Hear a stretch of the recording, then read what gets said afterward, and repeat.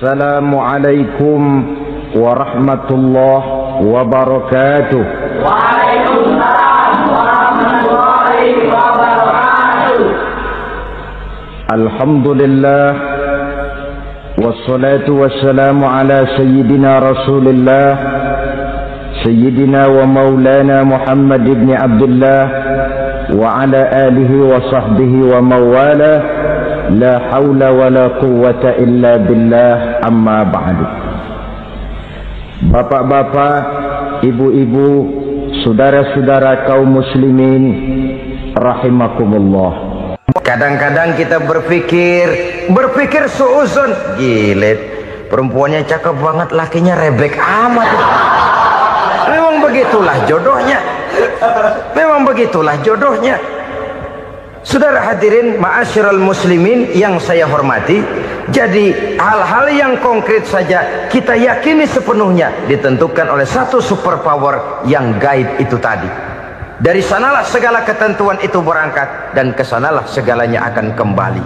Maka kepercayaan kepada yang gaib meluruskan gerak hidup seseorang dan itu akan mengantarkan dia kepada meraih kemenangan. Satu.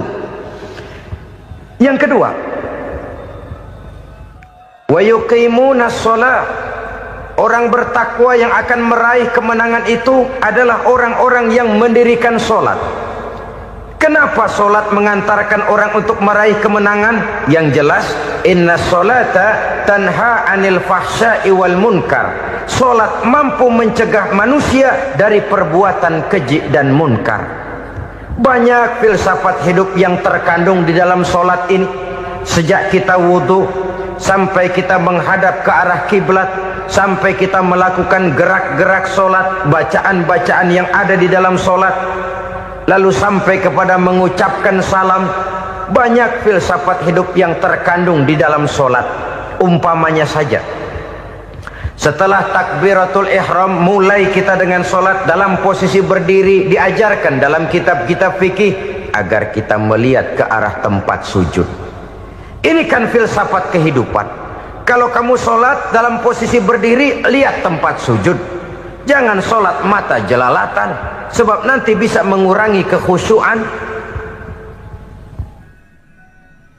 Jadi wajar kalau yang dikatakan bahwa yang paling afdol adalah shaf yang di depan.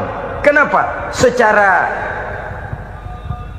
harfiah pengertiannya akan lebih mengundang kekhusyuan. Kenapa? Kalau kita di shaf paling depan di masjid umpamanya paling banter kita lihat tembok. Tapi kalau kita shaf di tengah atau di belakang, orang-orang di depan kita pun akan kelihatan.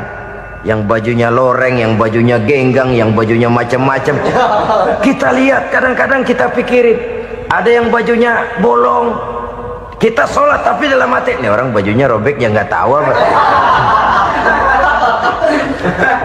Ada saja hal-hal yang mengusik kekhusyuan kita.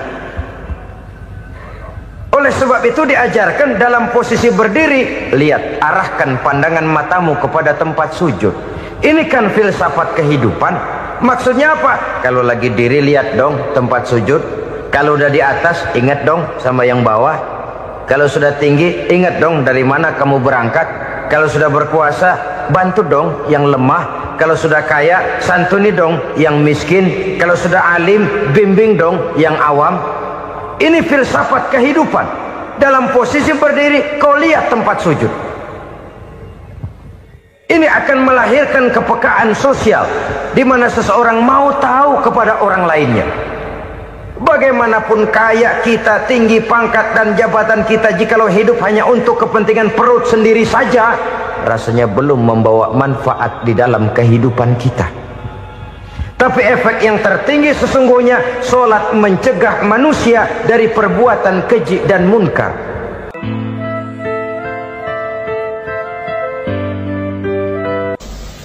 Bapak-bapak, ibu-ibu, saudara-saudara kaum muslimin rahimakumullah.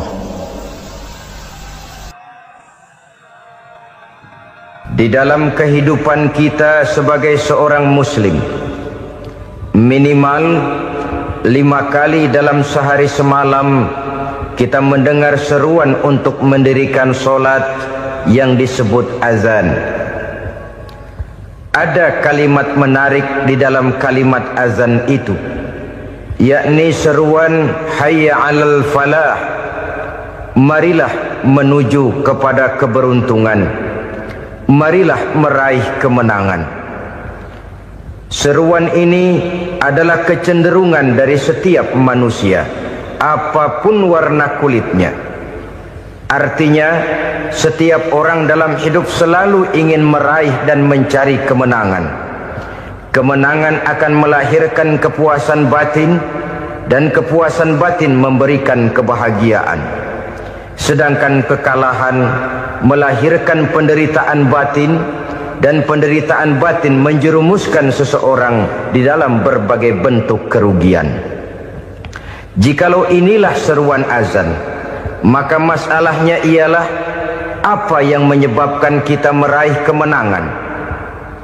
Al-Quranul Karim memberikan tuntunan dan ajaran kepada kita bahwa orang-orang yang memperoleh kemenangan itu tidak lain adalah orang-orang yang bertakwa.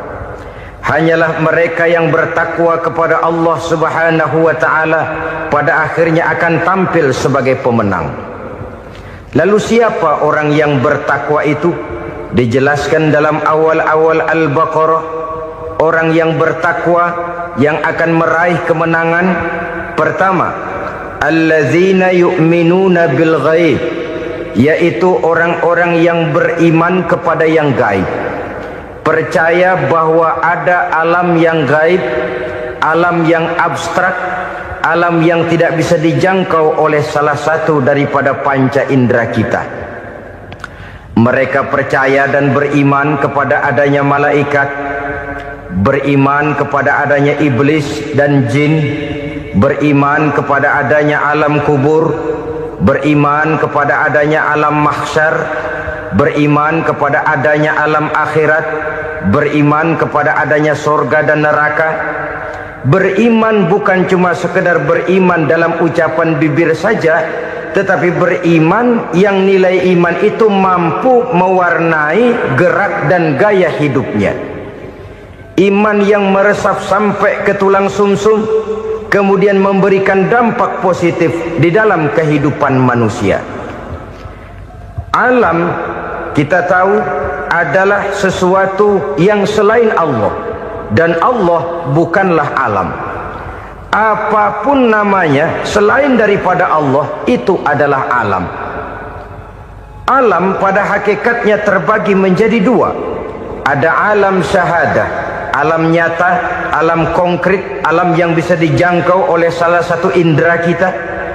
Kemudian ada alam ghaib, alam yang tidak bisa dijangkau oleh panca indera kita, alam metafisika, alam abstrak, alam yang wajib kita imani keberadaannya.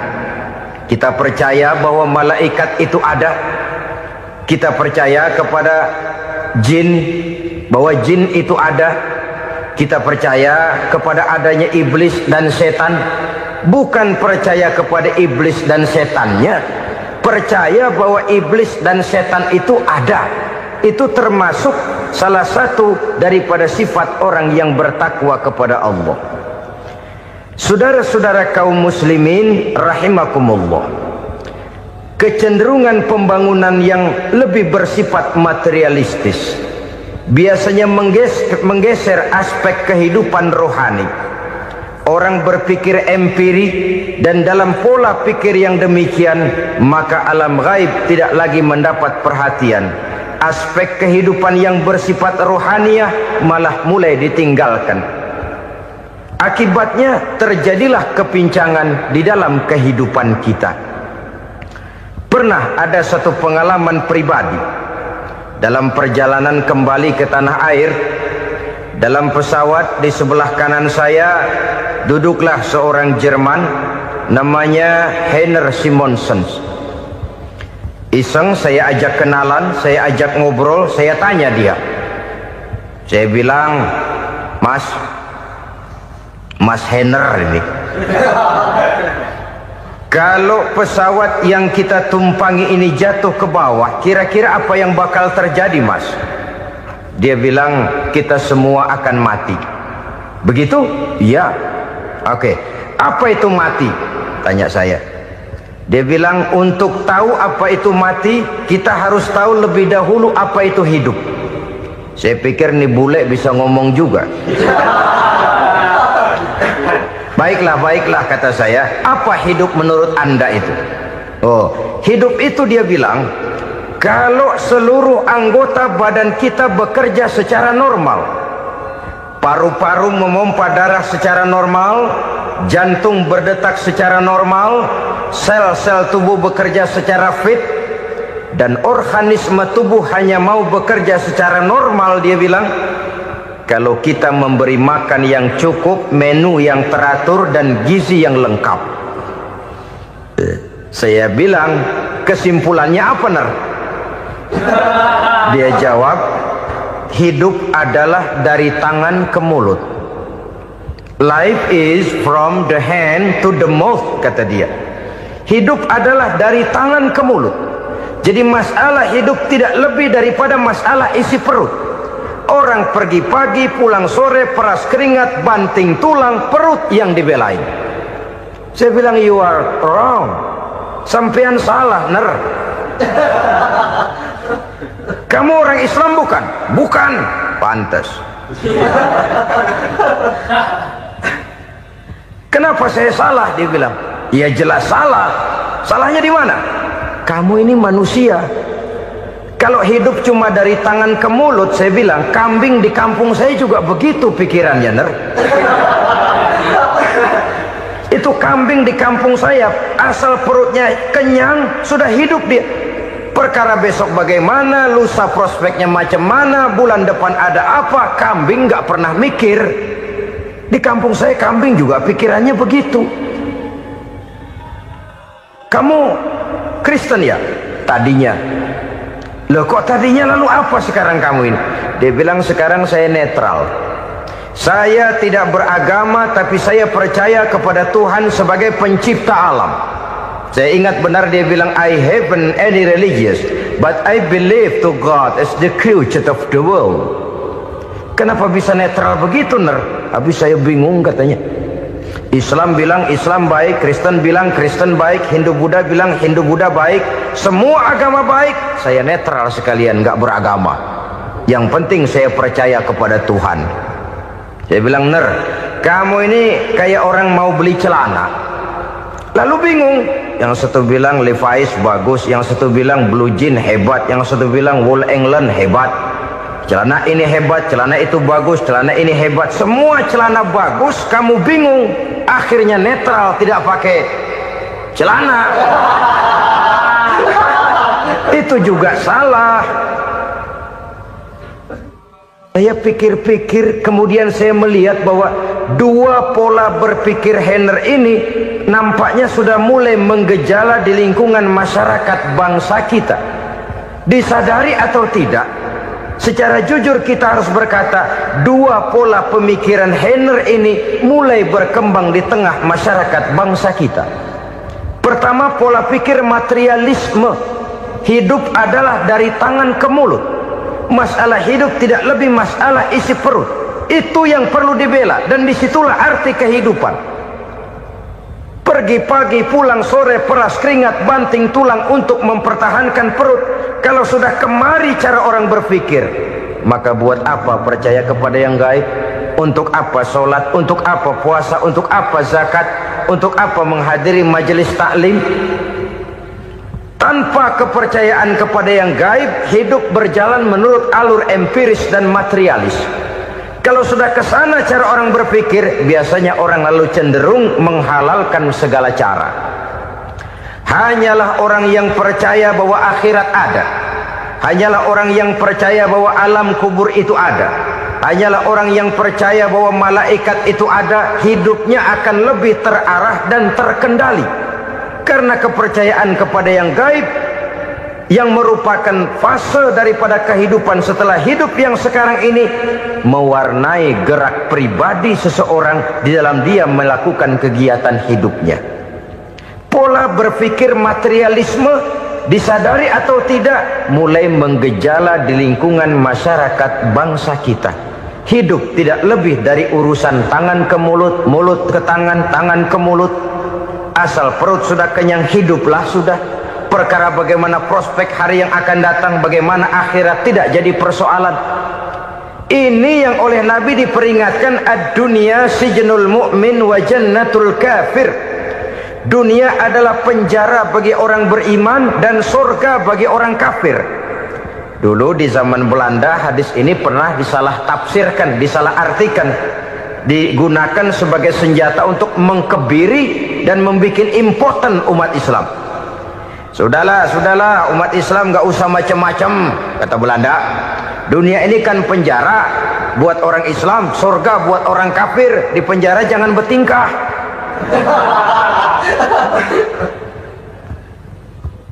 Pengertiannya tidak begitu. Dunia adalah penjara bagi orang mukmin. Artinya dalam kehidupan dunia seorang mukmin tidak bebas memperturutkan hawa nafsunya. Di penjara hawa nafsunya itu. Sebaliknya surga bagi orang-orang kafir. Buat orang kafir surgalah dunia ini. Mereka bebas memperturutkan hawa nafsunya. Dilarang tidak terlarang, dicegah pun tidak tercegah. Mereka hidup menurut alur bisikan nafsu mereka sendiri.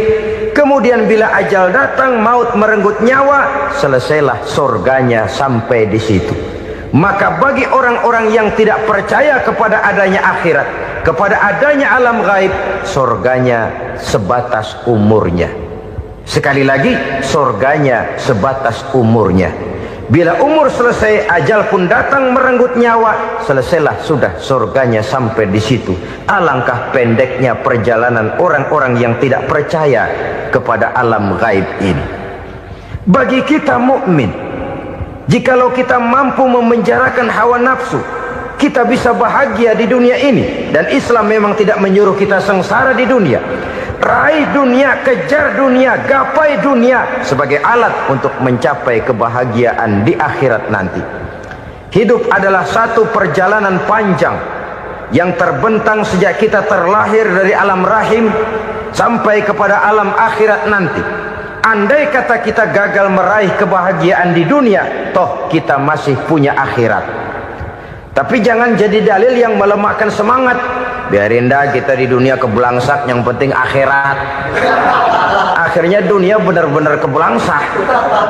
Bagaimana dunia ini bisa kita raih, dan bagaimana meraih dunia untuk menunjang kepentingan akhirat nanti.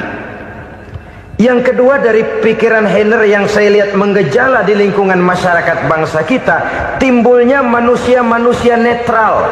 Seolah-olah Tuhan yes, agama no. Sama Tuhan percaya, agama ogah. Tuhan ngangguk, giliran agama godeng. Padahal hampir dalam setiap ayat dalam Quran, kata-kata amanu biasanya bergandeng dengan wa amilus sholihat. Iman dan amal soleh. Ini sebagai isyarat Tuhan dan agama jangan pernah dipisah-pisah. Apabila kita bertuhan, maka kita harus beragama. Apabila kita beragama, maka agama itu harus bersumberkan dari Tuhan yang kita imani itu. Tidak mungkin kita pisah, Tuhan yes, agama no. Sama Tuhan percaya tapi agama bikin sendiri. Sembayangnya cukup bengong 2 jam madep mulon.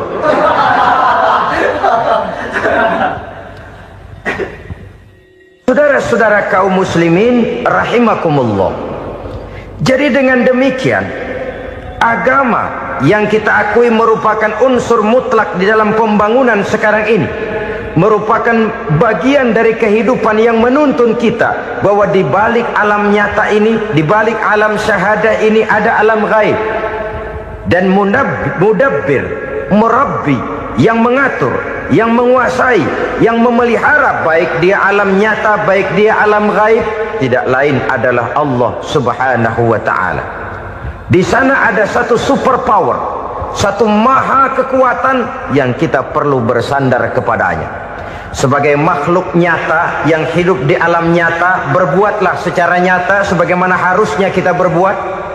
Karena Islam jelas bukan agamanya orang pemalas.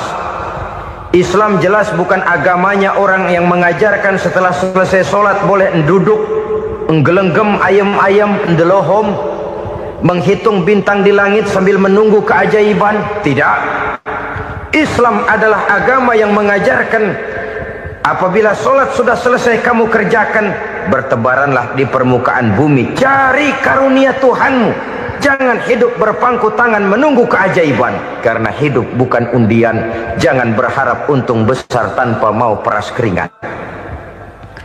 Tapi di sebalik itu toh kita juga harus yakin bahwa di sisi usaha nyata yang kita lakukan ada satu super power, satu maha kekuatan gaib yang menentukan berhasil dan tidaknya usaha kita.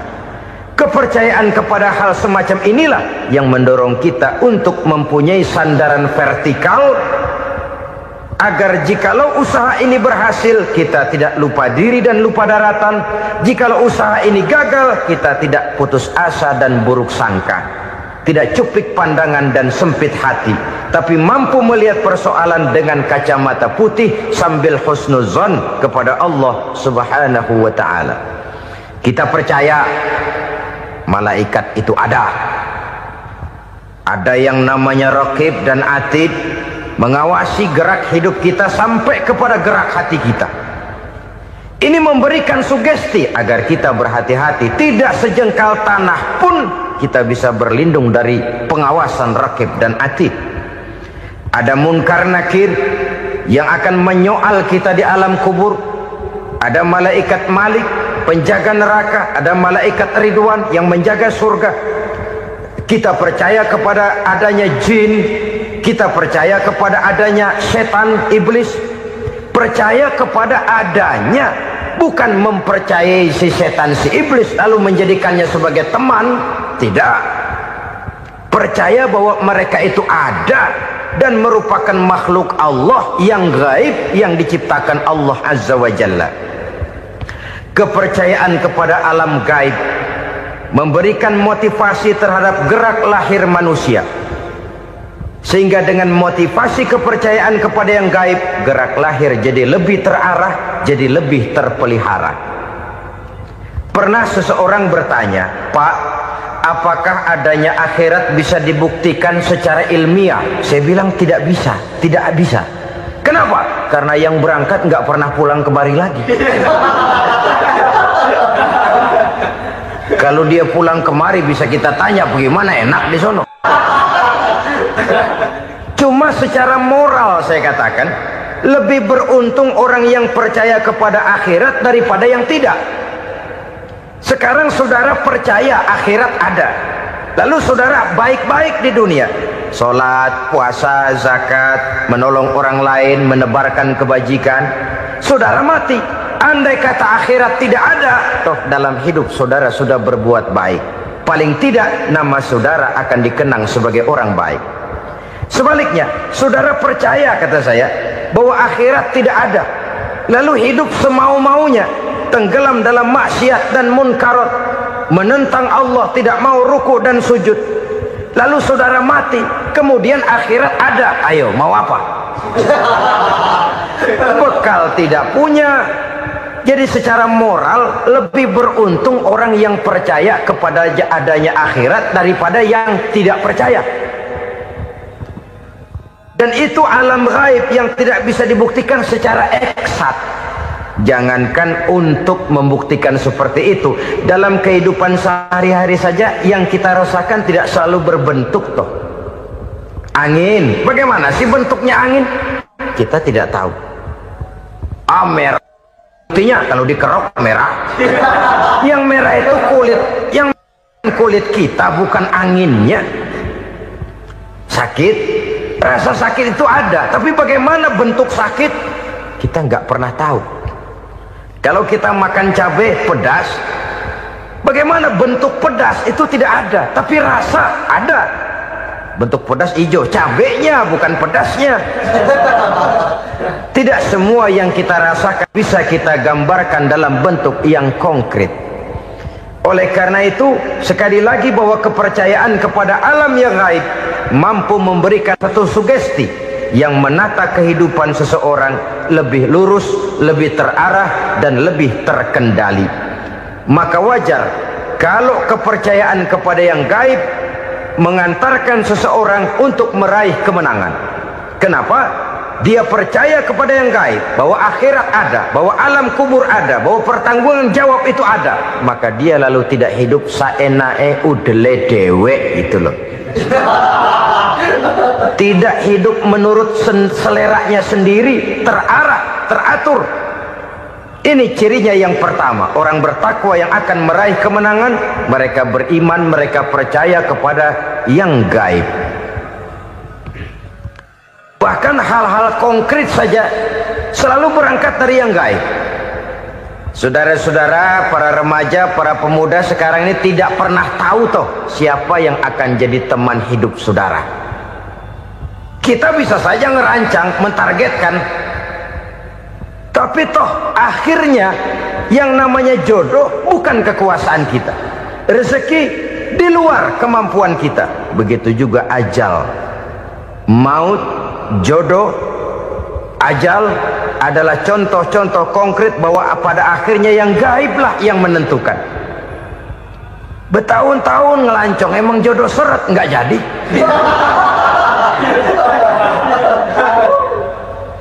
Begitu kenal baru setengah malam nginep ditangkap hansip kan. Hal-hal semacam itu kadang-kadang kita berpikir suuzon, gilet, perempuannya cakep banget, lakinya rebek amat. Memang begitulah jodohnya. Memang begitulah jodohnya. Saudara hadirin ma'asyiral muslimin yang saya hormati, jadi hal-hal yang konkret saja kita yakini sepenuhnya ditentukan oleh satu superpower yang gaib itu tadi. Dari sanalah segala ketentuan itu berangkat, dan kesanalah segalanya akan kembali. Maka kepercayaan kepada yang gaib meluruskan gerak hidup seseorang, dan itu akan mengantarkan dia kepada meraih kemenangan. Satu. Yang kedua, wa yuqimuna shalah. Orang bertakwa yang akan meraih kemenangan itu adalah orang-orang yang mendirikan sholat. Kenapa sholat mengantarkan orang untuk meraih kemenangan? Yang jelas, inna sholata tanha anil fahsya'i wal munkar. Sholat mampu mencegah manusia dari perbuatan keji dan munkar. Banyak filsafat hidup yang terkandung di dalam sholat ini. Sejak kita wudhu sampai kita menghadap ke arah kiblat, sampai kita melakukan gerak-gerak sholat, bacaan-bacaan yang ada di dalam sholat, lalu sampai kepada mengucapkan salam. Banyak filsafat hidup yang terkandung di dalam sholat. Umpamanya saja, setelah takbiratul ihram mulai kita dengan sholat dalam posisi berdiri, diajarkan dalam kitab-kitab fikih agar kita melihat ke arah tempat sujud. Ini kan filsafat kehidupan.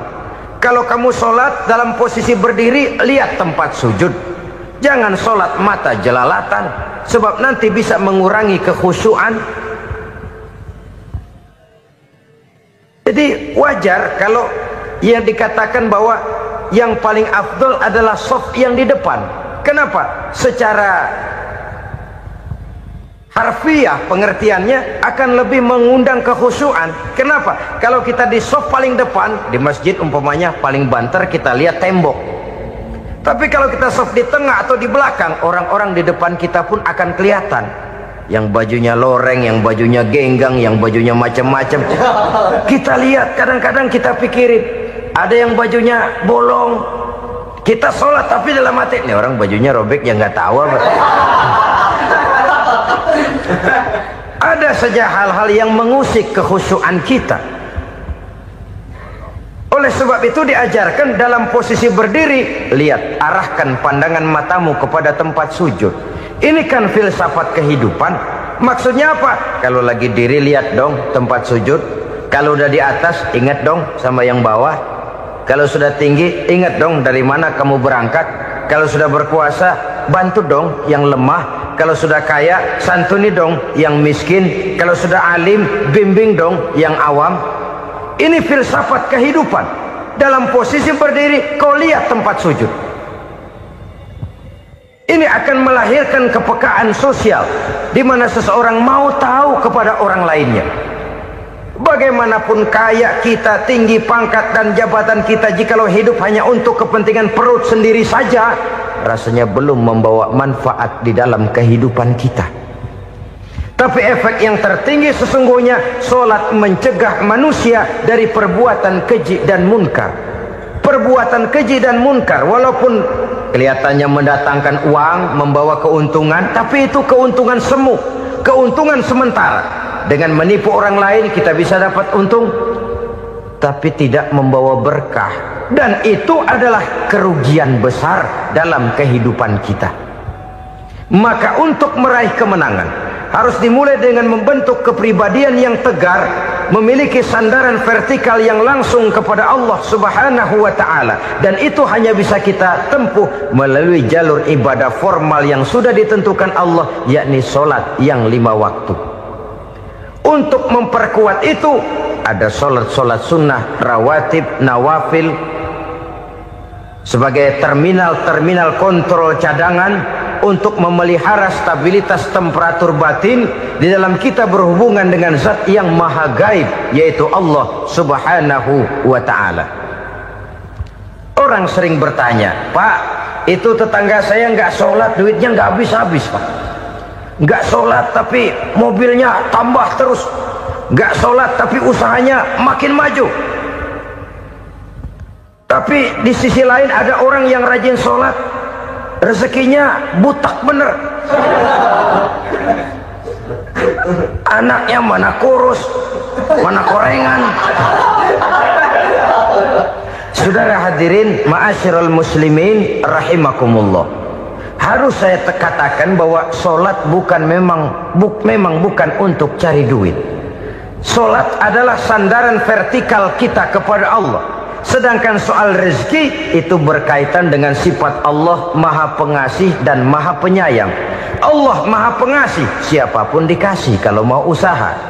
Allah maha penyayang, tidak semua orang disayang oleh Allah Azza wa Jalla. Dan belum tentu banyak harta itu merupakan nikmat. Mungkin juga istidraj. Artinya istidraj itu dikasih tapi diambulin, kalau bahasa Betawinya itu. Dikasih tapi diambulin, itu bukan merupakan nikmat sesungguhnya, lebih merupakan azab dari Allah Subhanahu wa ta'ala.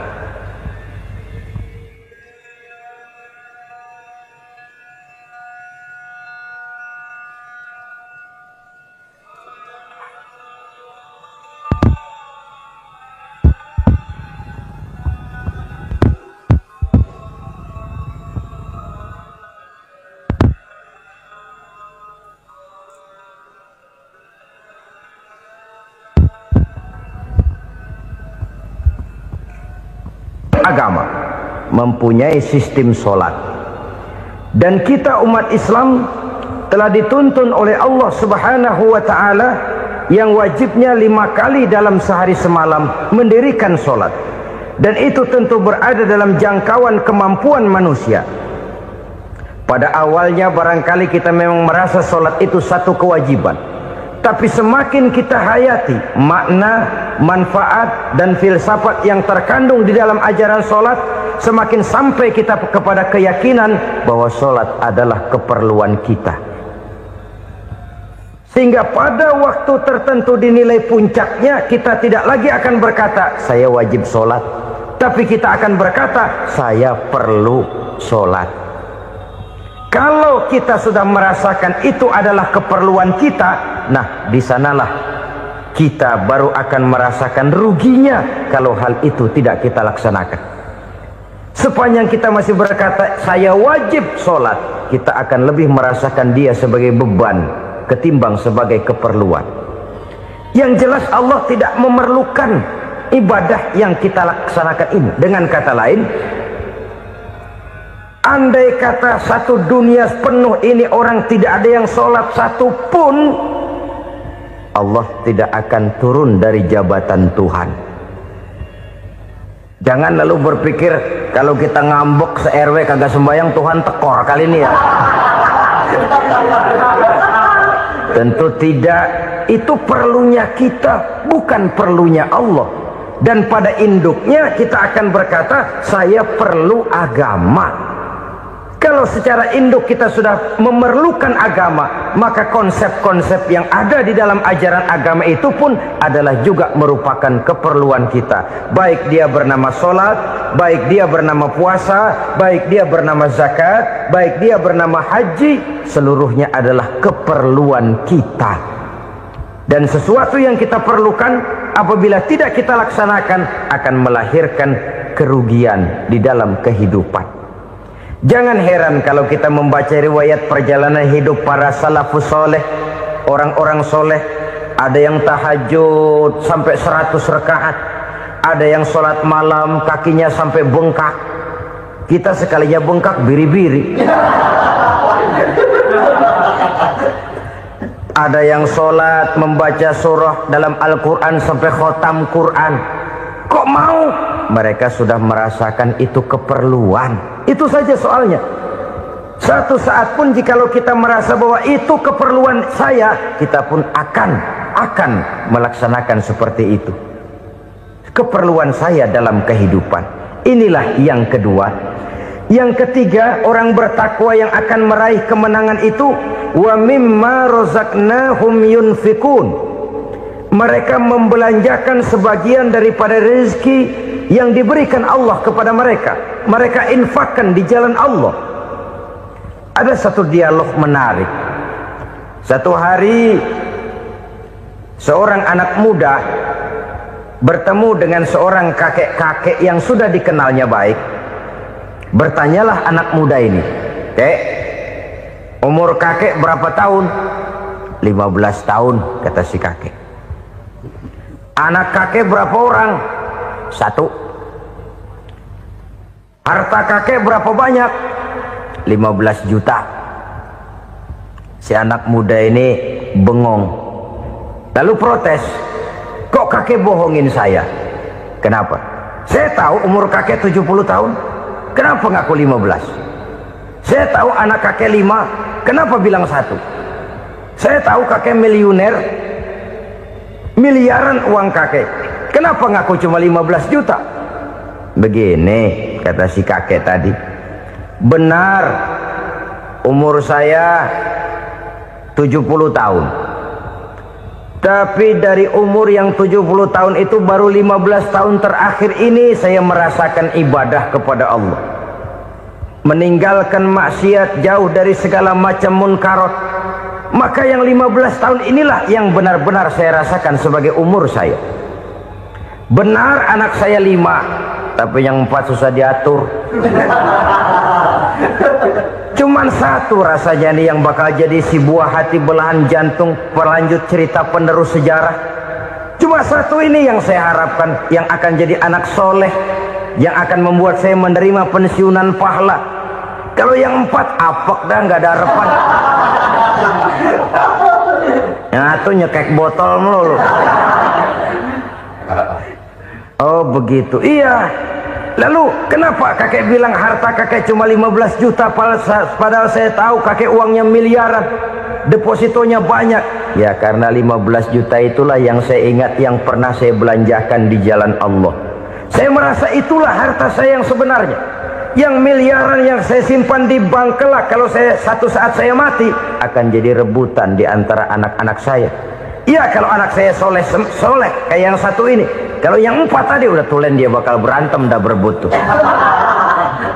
Jadi 15 juta yang saya belanjakan di jalan Allah inilah yang saya merasakan benar-benar harta saya yang sesungguhnya. Dialog ini patut menjadi bahan renungan kita bersama.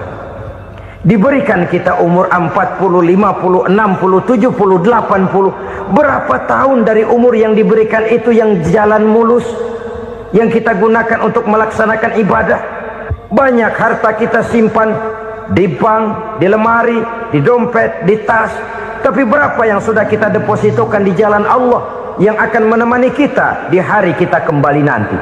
Maka orang bertakwa yang akan meraih kemenangan, wa mimma razaqnahum yunfikun. Mereka membelanjakan sebagian dari rezeki yang diberikan Allah di jalan Allah Subhanahu wa ta'ala. Ma'asyiral muslimin rahimakumullah. Zahirnya memang kita memberikan kepada orang lain, tapi hakikatnya kita menyimpan untuk diri kita sendiri. Kita memberikan kepada yatim piatu 25.000. Zahirnya kita memberikan si yatim, hakikatnya kan kita cuma nyimpan.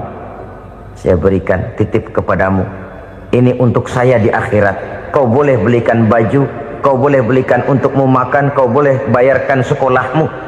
Ini untuk saya. Hakikatnya kita nyumbang masjid 1 juta, zahirnya kita berikan kepada panitia masjid, tapi hakikatnya kan cuma titip 1 juta ya, untuk saya di alam kubur nanti. Silakan kau boleh belikan semen, ini uang, belikan besi, belikan pasir. Saya cuma sekedar titip untuk kepentingan saya. Hakikatnya kita cuma sekedar menitip. Sebagaimanapun pada hakikatnya, apapun yang kita miliki dalam kehidupan kan cuma sekedar hak guna pakai, bukan hak milik mutlak. Harta kita, rumah kita, kendaraan kita, kebun kita, pabrik kita, hak guna pakai saja. Hak milik mutlak cuma untuk Allah Subhanahu wa ta'ala. Saudara-saudara kaum muslimin rahimakumullah. Ini yang ketiga. Kemudian yang keempat, orang-orang bertakwa yang akan meraih kemenangan, allazina yu'minuna bima unzila ilaika. Mereka yang beriman, mereka yang percaya kepada apa yang telah diturunkan kepadamu Muhammad, ay Al-Quran, yakni Al-Quranul Karim. Setelah percaya kepada yang gaib, mendirikan solat, kemudian menginfakkan sebagian dari rezeki yang diberikan Allah, mereka juga lalu percaya kepada yang diturunkan terhadap Nabi, yaitu tidak lain Al-Quranul Karim. Sekali lagi di sini, percaya bukan hanya sekedar percaya saja, tetapi percaya lalu menjadikan Al-Quran itu sebagai pedoman hidup. Sebab memang Al-Quran itu adalah GBHM, garis-garis besar haluan muslim. Apa yang harus kita lakukan, apa yang harus tidak kita lakukan, bagaimana mestinya kita bertingkah laku dan berbuat, seluruhnya tercantum di dalam Al-Quranul Karim. Itu sebabnya ketika satu hari Aisyah ditanya bagaimana akhlak Rasul, beliau menjawab, kana Rasulullah sallallahu alaihi wasallam khuluquhul Quran. Akhlak daripada Rasulullah tidak lain adalah Al-Quran. Jawaban simpel ini memberikan gambaran bahwa keseluruhan daripada konsepsi Quran sudah diterjemahkan dalam kehidupan Rasulullah sallallahu alaihi wasallam. Karena kita tahu akhlak adalah keseluruhan dari gerak hidup manusia. Sejak ia berpribadi, berumah tangga, bertetangga, bermasyarakat, sampai kepada berbangsa dan bernegara, Al-Quran tetap memberikan sentuhan nilainya. Oleh karenanya, orang-orang yang bertakwa adalah orang-orang yang menjadikan Al-Quran sebagai pedoman dalam kehidupannya. Dan kita yakini Al-Quran diturunkan kepada Nabi Muhammad, bukan merupakan produk Nabi Muhammad. Isi dan redaksinya langsung dari Allah Subhanahu wa ta'ala. Kemudian cirinya yang kelima, orang bertakwa yang akan meraih kemenangan itu, wa ma unzila min qablika. Tidak hanya sekedar percaya kepada yang diturunkan terhadap Nabi Muhammad, yaitu Al-Quran, mereka juga percaya kepada apa yang pernah diturunkan kepada para nabi, kepada para rasul sebelum Nabi Muhammad. Percaya kepada adanya suhuf, percaya kepada adanya Taurat, percaya kepada adanya Injil, percaya bahwa Allah dahulunya sudah menurunkan Taurat kepada Musa, percaya bahwa Allah sudah menurunkan Injil kepada Isa, percaya Injil ada, Taurat ada, diturunkan Allah untuk Isa dan Musa, tetapi tidak wajib mengamalkannya karena kita sudah diberikan Al-Quranul Karim. Ini yang perlu saya garis bawahi. Kita percaya Allah telah menurunkan Injil dahulu kepada Isa. Kita percaya bahwa Allah telah menurunkan Taurat dahulunya kepada Nabi Musa. Kadang-kadang ini dijadikan dalih, dikacaukan pengertiannya. Quran saja mengajarkan bahwa orang yang bertakwa harus percaya kepada Injil, maka pakailah Injil. Apalagi kalau ayat sebelumnya ditilap, dihapus, dihilangkan, Injilnya yang ditekankan, maka akan terjadilah penekanan yang salah arah. Karena salah arah akhirnya bisa merusak dan menghancurkan akidah. Ketika Rasul suatu saat pernah ditanya orang, "Ya Rasul, bagaimana sikap kita sebagai muslim terhadap Injil yang ada sekarang?" Beliau menjawab, "La tukadzibuhu jami'an wa la tusaddiquhu jami'an." Jangan didustakan seluruhnya, jangan juga dibenarkan semuanya. Artinya, ini sudah merupakan gambaran dari Rasul bahwa dalam Injil yang ada sekarang masih ada ajaran-ajaran tauhid yang dibawa oleh Nabi Isa dan diajarkan kepada umatnya. Tapi juga dalam Injil yang sekarang ini sudah terkena intervensi dan investasi manusiawi.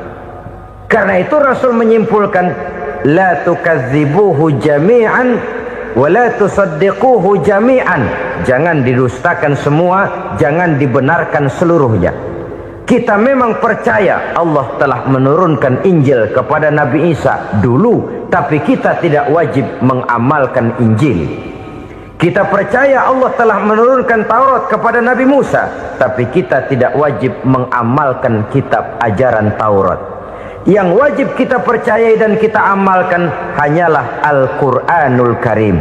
Kenapa? Oleh karena baik yang ada di dalam Taurat, baik yang ada di dalam Injil, tentu tercakup di dalam Al-Quran sebagai kitab terakhir yang diturunkan oleh Allah Subhanahu wa Ta'ala. Dan itu wajar. Kalau seorang pejabat mau mengeluarkan satu keputusan baru, tentu dia harus meninjau keputusan-keputusan lama. Andai kata dianggap tidak berlaku, dianggap tidak relevan lagi, maka keputusan-keputusan lama itu tentu sudah dianggap tidak berlaku. Sebagian daripada aturan-aturan dalam keputusan lama yang masih dianggap relevan tercantum dalam keputusan baru yang wajib diamalkan. Begitulah hubungannya antara Al-Quran, Taurat, Zabur, dan Injil. 4 kitab samawi yang diturunkan Allah masing-masing kepada Zabur untuk Nabi Daud, Taurat untuk Nabi Musa, dan Injil untuk Nabi Isa alaihi wassalatu wassalam. Ketiga-tiga kitab itu kita percayai adanya. Kita yakini Allah telah menurunkan Zabur, Taurat, dan Injil. Tapi kita tidak wajib mengamalkannya. Yang wajib kita mengamalkannya sekarang ini tidak lain hanyalah Al-Quranul Karim saja. Karena ia mencakup apa yang ada di dalam Zabur, apa yang ada di dalam Taurat, dan apa yang ada di dalam Injil. Keotentikannya bisa dipertanggungjawabkan.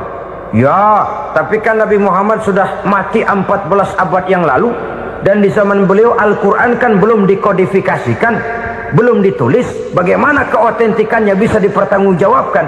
Mudah saja. Allah berjanji, "Inna nahnu nazzalna dzikra wa inna lahu lahafizun." Kami yang menurunkan Al-Quran dan kami yang akan menjaga dan memeliharanya. Allah turunkan Quran, Allah menjaganya. Bagaimana cara Allah menjaga Al-Quran itu? Banyaknya orang-orang yang hafaz Al-Quran. Hafaz Al-Quran 30 juz, 114 surah, 6.666 ayat. Sehingga jangankan satu kata, jangankan satu ayat, satu kalimat saja berubah, sudah akan timbul reaksi dan mudah dimengerti. Kenapa? Banyak orang-orang yang hafaz Al-Quran. Sedangkan pada setiap akhir tahun biasanya malaikat Jibril selalu mengadakan checking terhadap ayat-ayat yang diturunkan pada waktu itu. Di zaman Nabi sendiri sudah ada usaha kodifikasi. Dan yang lebih luar biasa lagi, sampai hari ini tidak seorang pun mampu membuat satu ayat saja semacam Al-Quran. Ke bahasa manapun dia diterjemahkan, naskah aslinya tetap ikut, rujukan dasarnya tetap ada. Berdasarkan itu, maka tidak mungkin terjadi penyelewengan terhadap atau pemalsuan terhadap ayat-ayat Al-Quranul Karim. Kesuciannya, keotentikannya, kemurniannya bisa dipertanggungjawabkan. Ma'asyiral muslimin rahimakumullah. Oleh karenanya, konsepsi dasar daripada ajaran Islam ini memang tidak lain adalah Al-Quran dan Sunnah. Isi daripada agama Islam yang merupakan iman, Islam dan ihsan, konsepsi dasarnya tidak lain adalah Al-Quran dan Sunnah Rasulullah Sallallahu Alaihi Wasallam. Maka yang kita perlukan sekarang ini adalah terjemahan Al-Quran di dalam kehidupan kita. Dengan demikian, maka gaya kehidupan yang lebih Qurani itulah yang kita dambakan. Kita perlu memang terjemahan Quran dalam bahasa Inggris, dalam bahasa Belanda, dalam bahasa Jepang, tapi yang lebih kita perlukan adalah terjemahan Quran di dalam kehidupan kita. Konsekuen, tidak memanipulasi, ringan sama kita jinjing, berat sama kita pikul. Jangan kalau lempengan ayat Quran tuh kira-kira enak diamalin, keras teriakan kita. Giliran kira-kira ayat Quran itu mukul kepala kita sendiri, diam kita. Itu ciri yang pernah disindir Allah dalam awal-awal Baqarah juga. Ciri beragamanya orang yang munafik. Kullama adha'a lahum masyawfi, kata Allah. Wa iza azlama alaihim qamu. Apabila terang mereka jalan, apabila gelap mereka berhenti. Artinya, kalau kira-kira di Islam nguntungin, rame-rame pada teriak Islam. Tapi ketika diminta untuk berjuang, ketika dituntut untuk berkorban, rame-rame mengundurkan diri. Nasib agama tidak ubahnya seperti daun pisang yang dikait orang di tepi jalan lantaran tak berpayung di ketika hari hujan. Manakala hujan usailah sudah, daun itu pun dicampakkan di tepi jalan, diinjak pula orang nan lalu. Artinya, orang menjadikan agama cuma sebagai lipstick, decoration only, tidak konsekuen.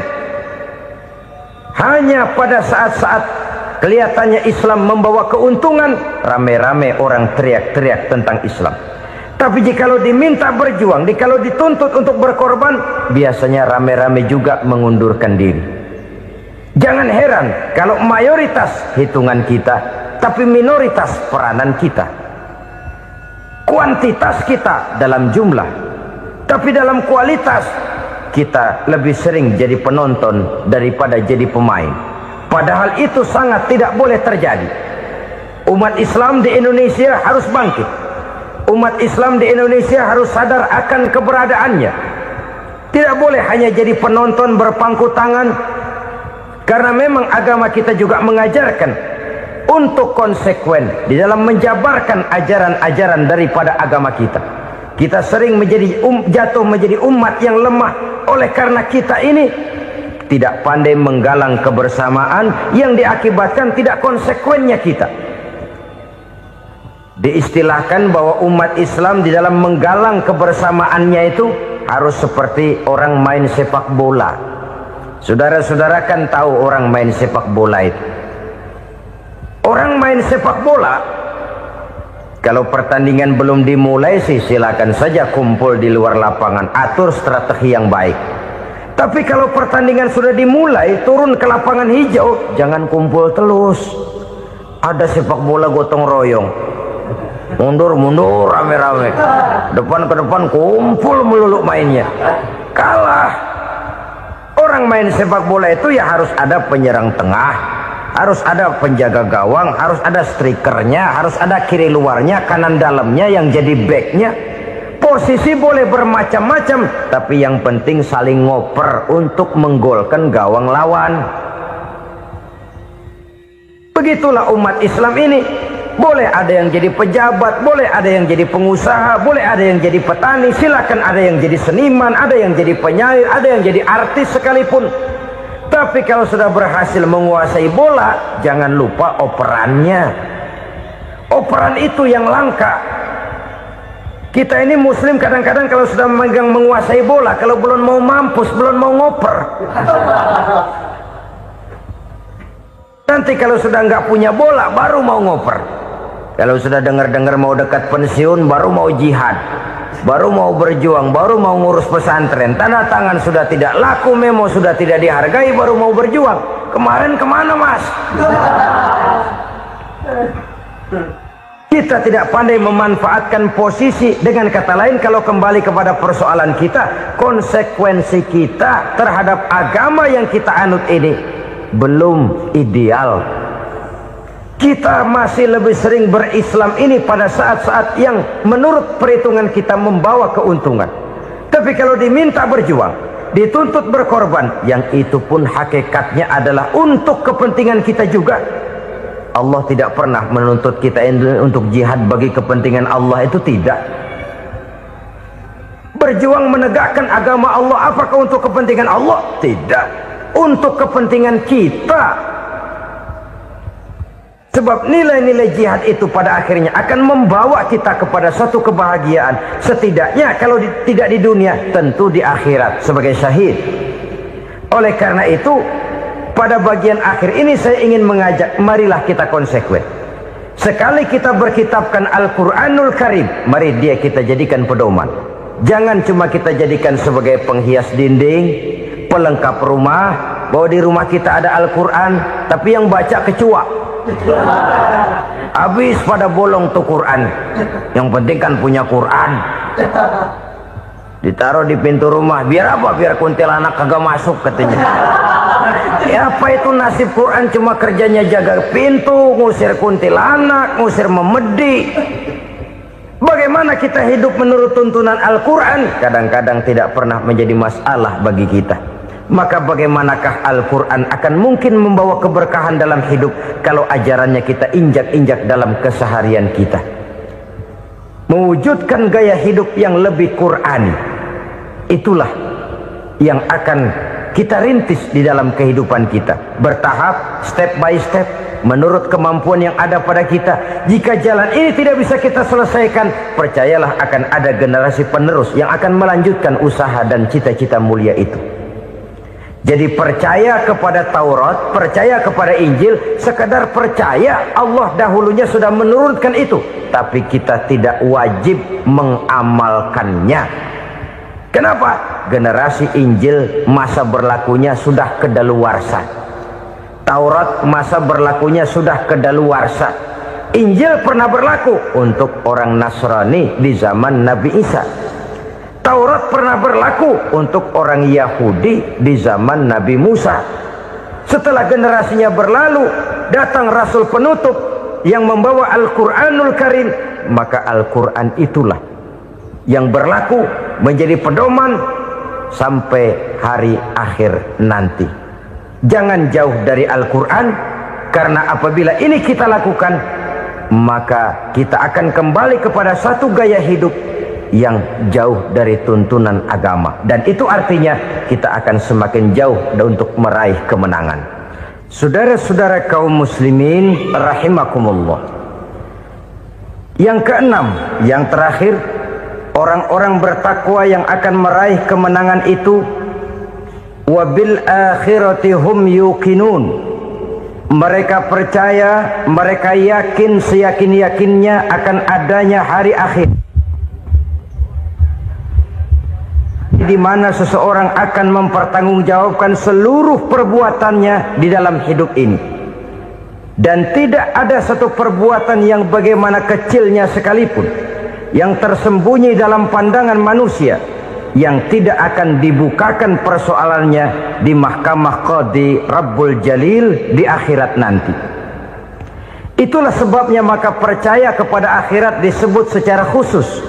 Padahal di awal tadi sudah dijelaskan yu'minuna bil ghaib, percaya kepada alam gaib, dan alam gaib ini termasuk akhirat.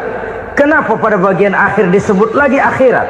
Karena ternyata bahwa kepercayaan kepada adanya akhirat merupakan induk dari kepercayaan terhadap adanya malaikat, setan, jin dan lain sebagainya, dan akan lebih memberikan sugesti dalam kehidupan manusia untuk meluruskan gerak hidupnya. Jikalau satu saat tergerak hati akan berbuat kejahatan, ingin mencuri, sadarlah, awas ada akhirat. Sebab kalau kita cuma teriak awas ada polisi, itu cuma tertunda sementara, begitu polisi meleng embat. Kalau kita ingin berbuat jahat cuma berteriak awas ada hansip, cuma sementara ketika hansip itu ada. Tapi kalau ceritanya awas ada akhirat, mau menyeleweng awas ada akhirat, mau berjudi awas ada akhirat, mau mencuri awas ada akhirat. Keyakinan yang akan meluruskan gerak hidup manusia sehingga gerak itu jadi lebih terarah dan terkontrol, tidak merugikan baik diri sendiri, lebih-lebih orang lain.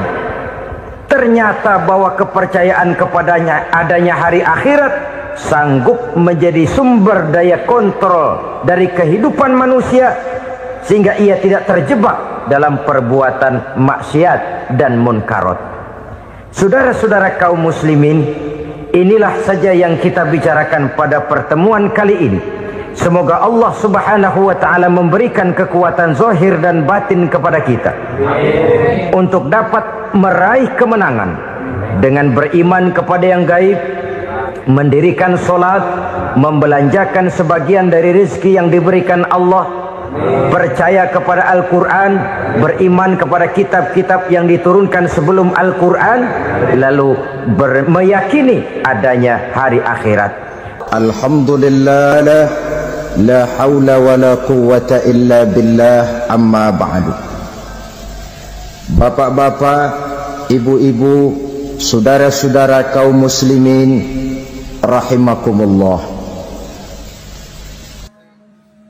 Yang celakanya lagi, lahirlah budaya jilat menjilat, upeti dan lain sebagainya asal tujuan bisa tercapai. Sementara itu yang miskin ingin cepat menjadi kaya, sedang yang kaya ingin menjadi lebih kaya lagi. Kalau boleh tidak hanya sekedar dia saja yang kaya, anaknya harus kaya, cucunya tidak boleh miskin dan kere.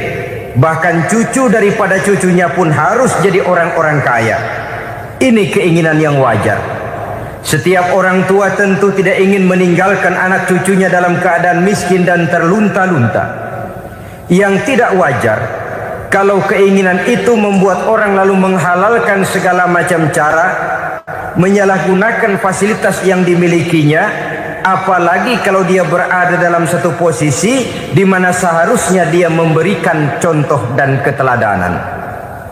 Maka akibatnya timbullah krisis wibawa, yang dari krisis wibawa ini mengendorlah disiplin. Sesungguhnya orang lalai, orang tidak mau berdisiplin karena di mukanya, di matanya, dalam pandangannya tidak ada lagi orang yang dianggapnya berwibawa.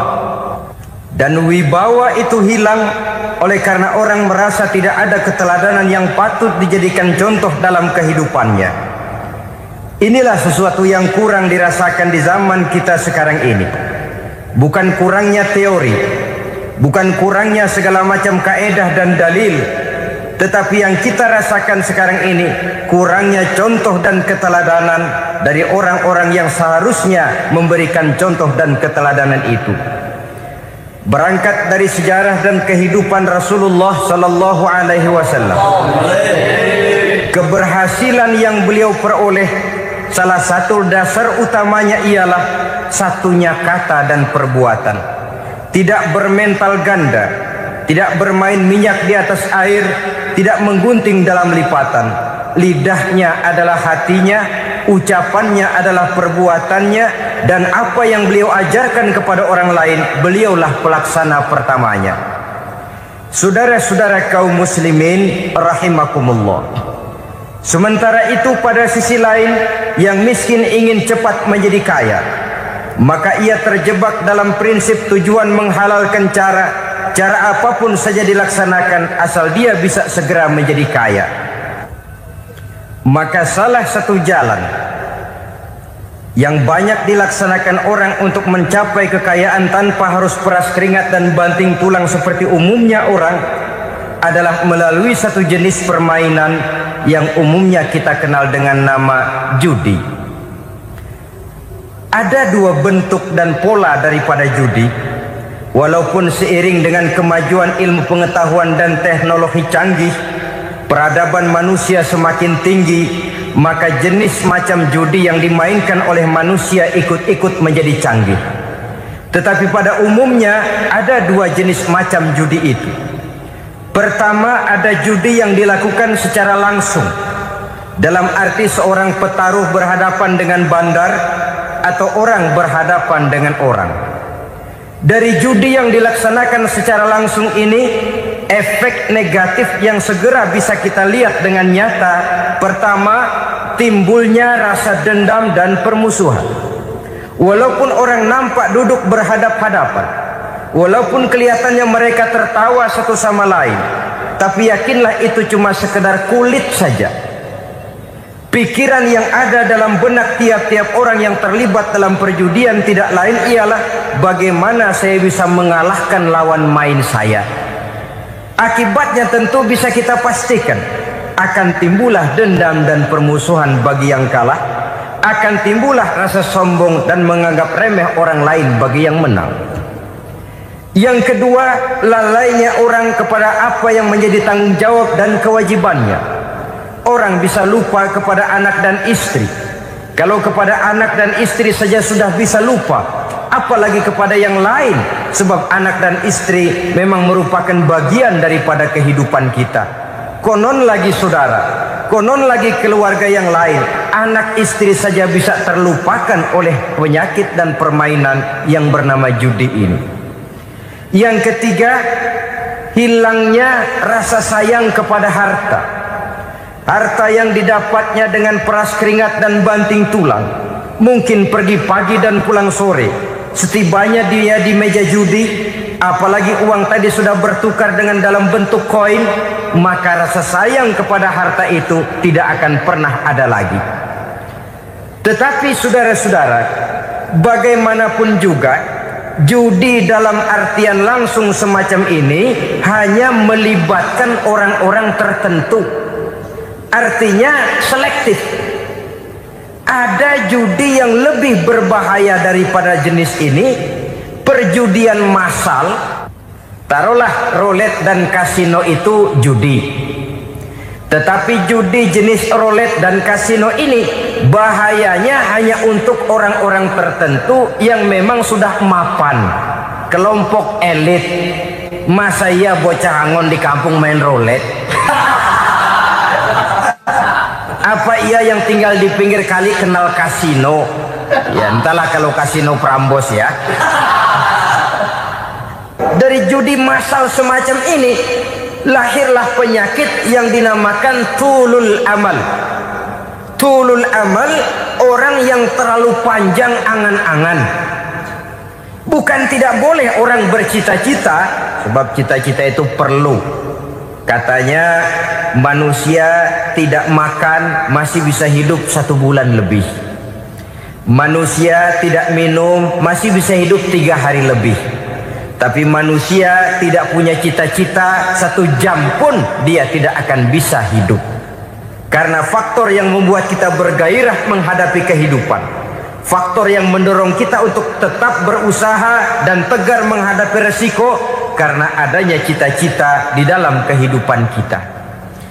Tetapi cita-cita tanpa direalisir dengan usaha, cita-cita yang tidak berangkat dari kemampuan yang ada, pada akhirnya hanya akan merupakan cita-cita yang mengawang, tidak akan terwujud dalam kenyataan, dan akan membentuk manusia menjadi orang yang tulul amal, panjang angan-angan, terlalu muluk keinginan, tidak berangkat dari kemampuan dan kesanggupan yang ada pada dirinya sendiri.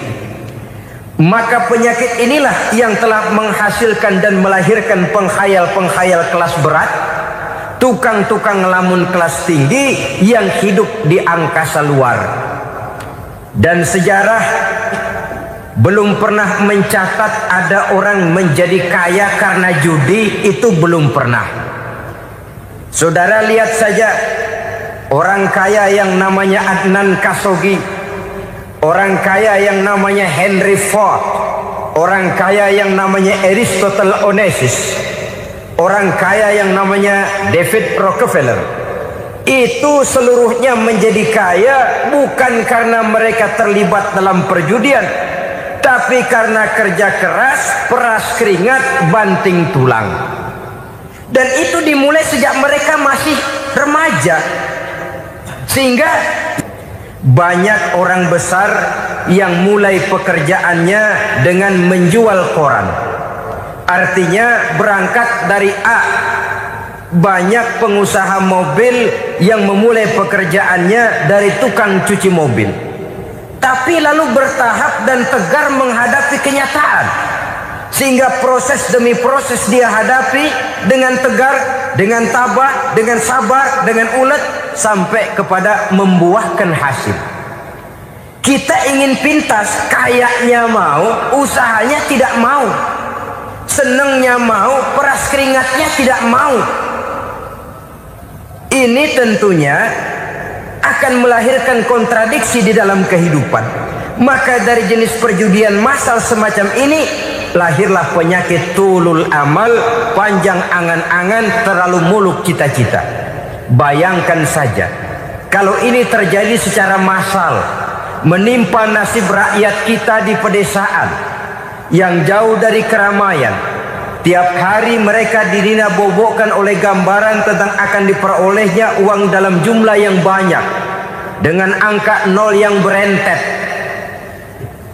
Tiap hari mereka melihat angka-angka itu. Mereka lambat laun akan terseret dalam arus tulul amal ini. Panjang angan-angan, muluk cita-cita, hanya dengan mengandalkan meja perjudian.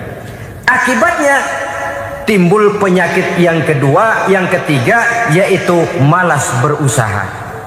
Orang kalau sudah terlalu asik berkhayal, menghitung bintang di langit, malas berusaha. Kalau ada temannya kerja jadi buruh kasar, bawa hasil yang merupakan jerih payah dan peras keringat dia, 1 minggu bergaji 10-15 ribu, diketawain. Apaan gaji lu 10 ribu, 15 ribu? Entar gua nih kalau ketembus 100 juta, entar. Yang 10 ribu dan 15 ribu keringat orang itu dihina, itu dicela. Tetapi dia selalu menghitung, entar nih gua. Entarnya wallahu a'lam. Saudara hadirin yang saya muliakan, timbullah sikap malas. Padahal di tengah negara sedang membangun di berbagai bidang kehidupan.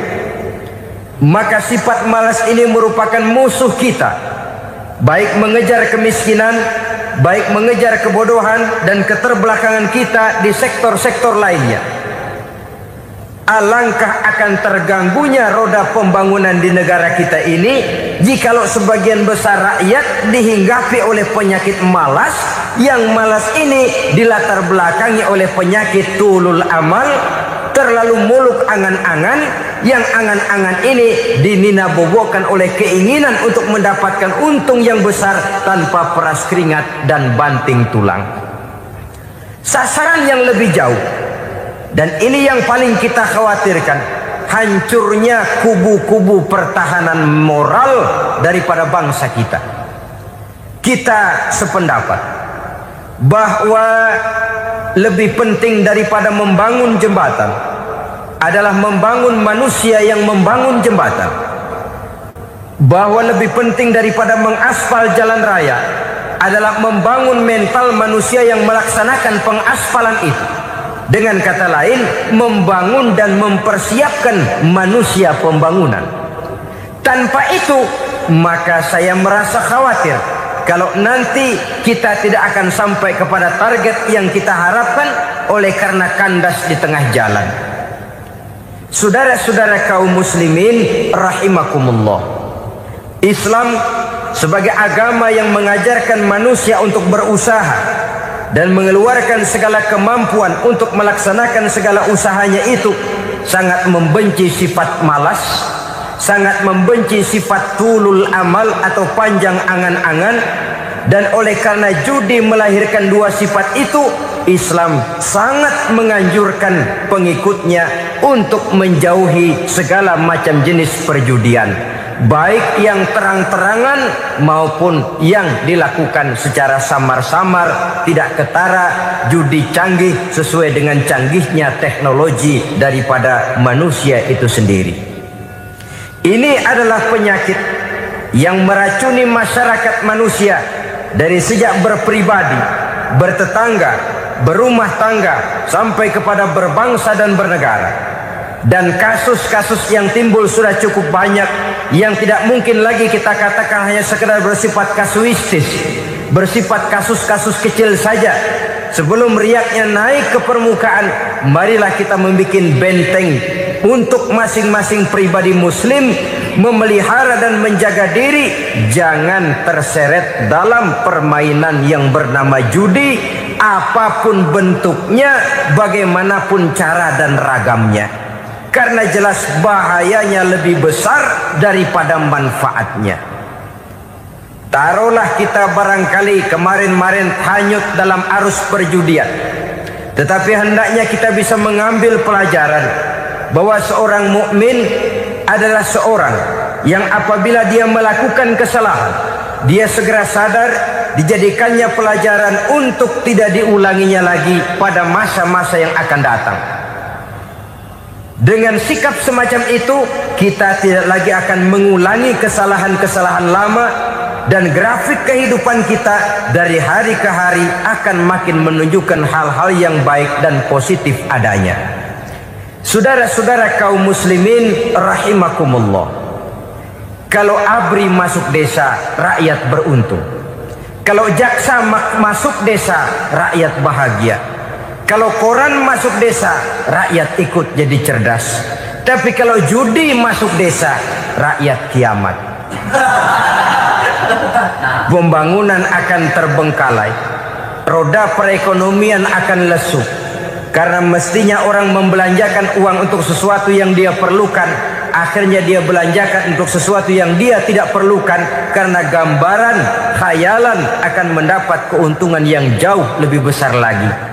Padahal istilah orang-orang tua kita dulu, lebih baik makan singkong betulan daripada makan roti ngimpi. Artinya uang yang 1.000-2.000 rupiah itu lebih baik dibelikan beras, dimasak, makan bersama anak dan istri, terasa nikmat dan halalnya, ketimbang beli kertas lalu ngelamun, menghayal, menghitung yang bukan-bukan. Itu kertas dibolak madep ulon, dibolak madep mudik, diputar sana, diputar sini, akhirnya palanya ikut muter. Kira-kira apa yang cocok? Masih belum puas kertas dilihat, orang gila ditanyain. Sudah tahu waras, orang gila yang ditanya. Masih belum puas nanya orang gila, tidur di kuburan. Allahu Akbar. Padahal di rumahnya tempat tidurnya empuk, anget, nggak ada nyamuk. Kuburan, tidur di kuburan.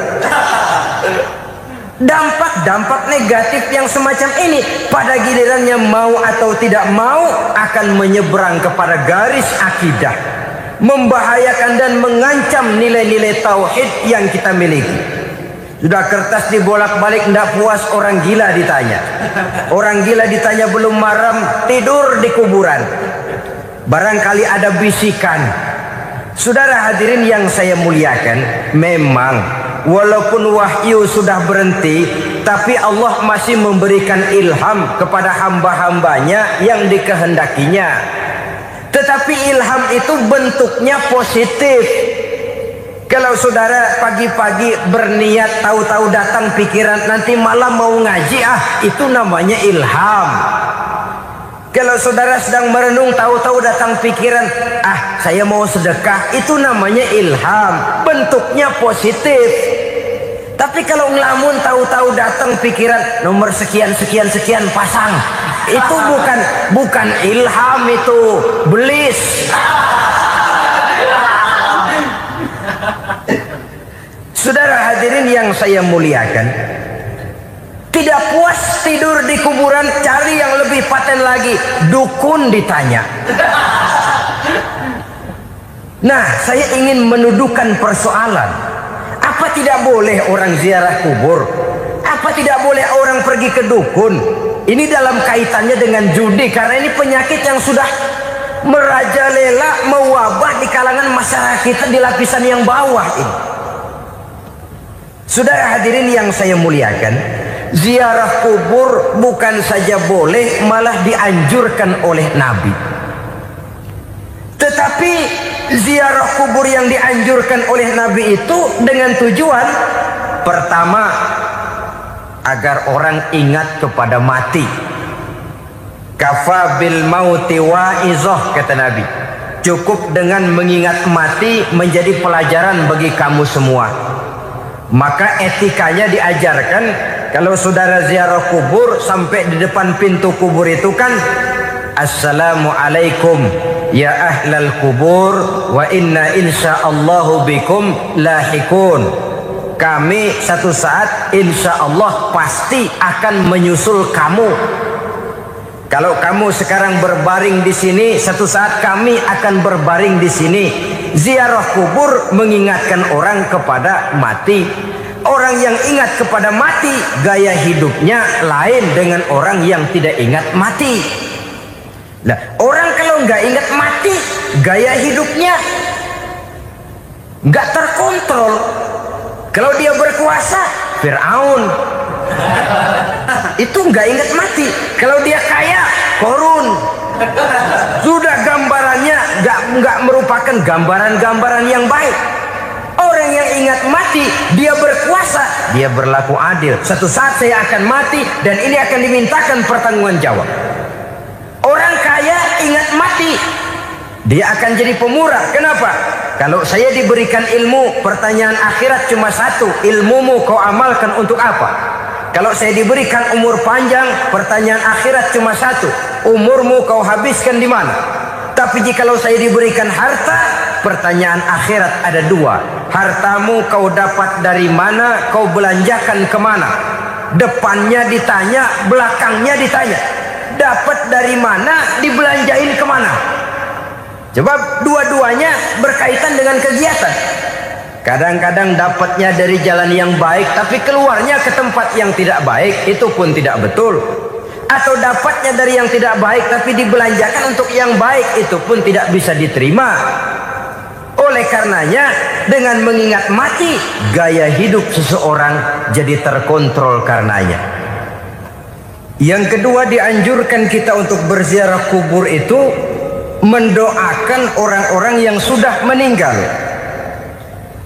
Mal mayyitu fi qabrihi illa kal gharikil mutaghawis, kata Nabi.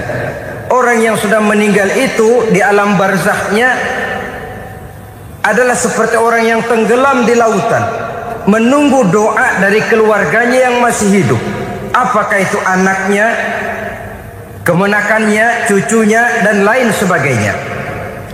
Adapun yang kalau kita ziarahi itu kuburnya orang-orang yang kita tahu merupakan orang soleh, orang yang berjiwa bersih, yang kita kenal ketakwaannya kepada Allah Subhanahu wa ta'ala, tidak ada salahnya kita bertabarruk, asal jangan dengan satu keyakinan bahwa dia secara mandiri bisa mendoakan kita. Dia hanya bisa melakukan itu hanya dengan izin Allah. Nah, umumnya orang kalau sudah ziarah ke kubur-kubur keramat itu, Allahnya kelupaan. Itu yang dikhawatirkan merusak dan mengganggu akidah. Sehingga di awal-awal perkembangan Islam, Nabi pernah melarang orang ziarah kubur itu. Ini bisa kita simak dari hadis, kuntu nahaitukum an ziyaratil qabri fazuruha. Dahulu aku pernah melarang kamu untuk ziarah kubur. Adapun sekarang kalau mau ziarah, ziarahlah kamu. Kata-kata dulu aku pernah melarang kamu itu menggambarkan bahwa pada permulaan perkembangan Islam, nilai keimanan para sahabat masih rapuh, masih lemah, masih memerlukan pembinaan. Sehingga kalau mereka sering ke kubur, dikhawatirkan mereka minta kepada kubur. Nah, tetapi tatkala nilai keimanannya sudah mapan, sudah kuat, kata Rasul, fazuruha. Adapun sekarang kalau mau pergi berziarah, ziarahlah kamu.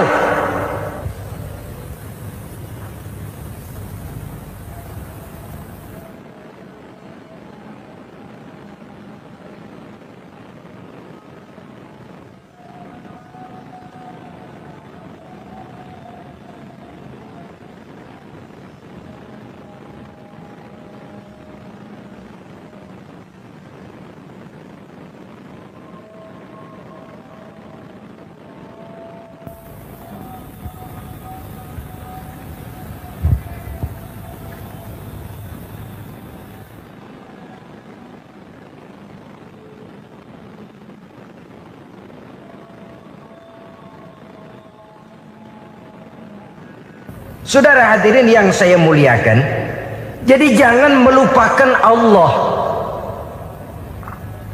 Saya bisa saja berkata, kalau saya misalnya pakai cincin, lalu saya bilang, saya sejak pakai cincin ini, jangan anak gadis, nenek-nenek ngelihat saya lemes. Atau sejak pakai cincin ini dagangan laris bener. Cincin itu yang menggelincirkan akidah. Untuk tidak tergelincir, orang harus tidak melupakan Allah. Dia bisa berkata, alhamdulillah Allah memberikan keistimewaan kepada batu cincin saya. Batu cincinnya tidak apa-apa, Allah yang memberikan keistimewaan. Ini dalam bentuk yang langsung.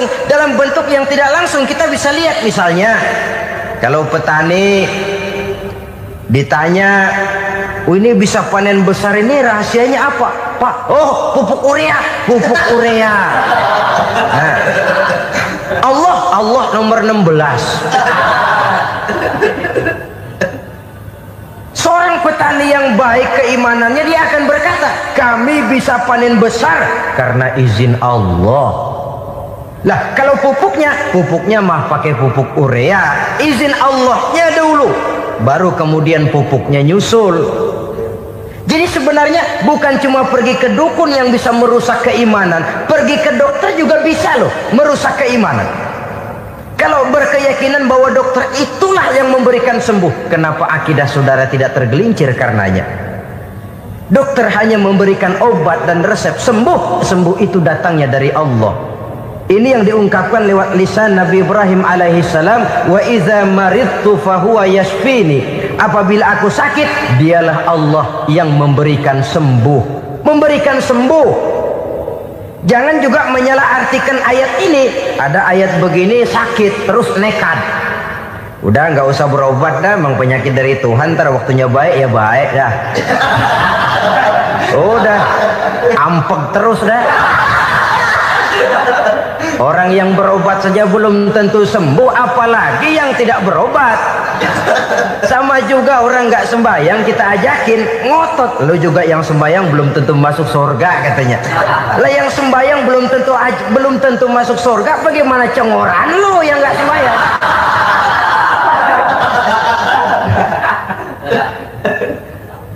Saudara hadirin yang saya muliakan, kaum muslimin yang berbahagia. Jadi dengan demikian, maka jangan menghilangkan Allah.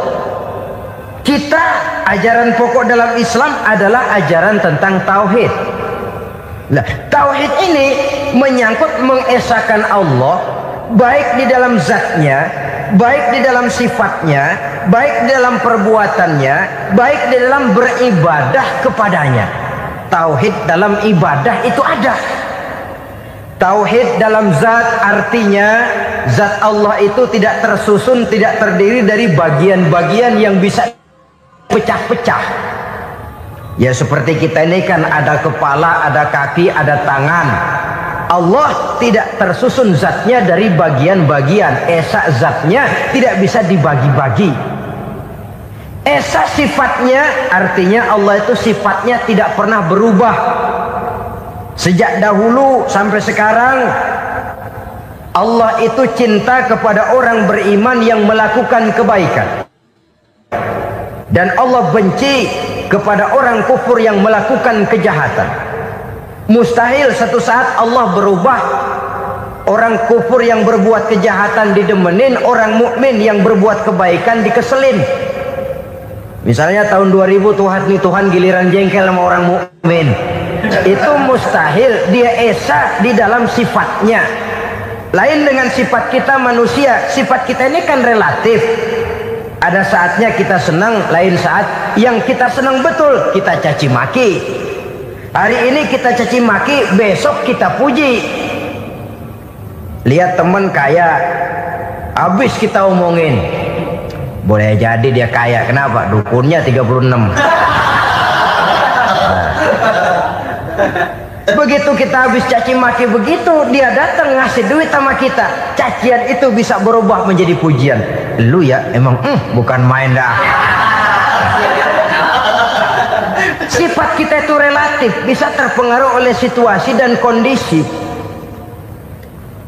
Saudara hadirin yang saya hormati, kaum muslimin yang berbahagia, Allah juga esa di dalam perbuatannya. Artinya di dalam menciptakan apapun yang akan diciptakan oleh Allah, di dalam melakukan apapun yang akan dilakukan oleh Allah, tidak terikat kepada faktor lain, tidak memerlukan bantuan lain.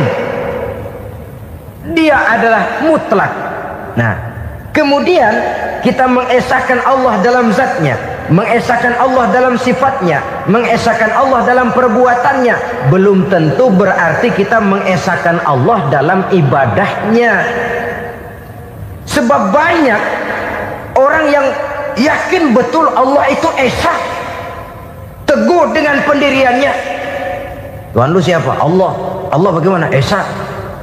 Bagaimana kalau dua? Kagak. Tiga? Enggak. Mantap. Soal tahlil paten. Tapi dalam ibadah kadang-kadang dia tidak mentauhidkan Allah. Ini makna wa ma umiru illa liya'budullaha mukhlisin. Kami tidak memerintahkan kepadamu kecuali untuk beribadah kepadaku, kata Allah, dengan ikhlas. Beribadah kepada Allah dengan ikhlas itu artinya apa? Beribadah hanya untuk Allah saja. Nah, kalau hanya untuk Allah saja, lalu kita minta berdoa di depan kuburan orang yang soleh, apa syirik? Tidak syirik. Kalau kita berkeyakinan bahwa orang tempat kita memanjatkan doa itu hanya bisa mendoakan kita dengan izin Allah. Dia sendiri tidak punya kekuasaan apa-apa. Tanpa izin Allah dia tidak bisa berbuat apa-apa. Itu tidak menyebabkan orang menjadi syirik. Sama saja dengan kalau saya berkata tadi, alhamdulillah Allah telah memberikan keistimewaan kepada batu cincin saya. Apa salahnya Allah memberikan keistimewaan kepada benda-benda mati? Allah memberikan keistimewaan kepada Hajar Aswad, benda mati. Allah memberikan keistimewaan kepada Masjidil Haram, benda mati. Allah memberikan keistimewaan kepada Ka'bah, benda mati. Orang tawaf keliling Ka'bah, sembahyang di Masjidil Haram, sujud menghadap kepada Ka'bah, apakah jadi syirik? Tidak, kita yang menyembah Ka'bahnya, kita menyembah yang punya Ka'bah itu. Nah, di sini kita lihat bahwa fungsi Ka'bah hanya merupakan wasilah. Tapi kalau Allahnya kita hilangkan, jadilah kita penyembah batu. Hanya saja batu itu berbentuk 4 bernama Ka'bah. Sa'i, orang yang melaksanakan haji, lari-lari antara Safa dan Marwah, amalan apa itu? Seakan-akan kita menghormati bukit-bukit, gunung-gunung. Tapi bukan itu yang kita tuju dalam pelaksanaan sa'i itu. Yang kita tuju adalah ini perintah Allah. Allahnya yang diutamakan. Maka hal semacam ini tidak menyebabkan orang menjadi syirik dan tergelincir dari tauhid. Tapi kalau kalau ziarah kubur dengan niat cari buntutan, nomor yang cocok, ini niatnya saja sudah salah. Nah kalau berangkat dengan niat yang salah, sampai di sana saya yakin, seyakin-yakinnya amalannya pasti salah. Lah kubur yang diziarahin bukan kubur orang soleh. Ya mana ada orang soleh ngasih kode buntut.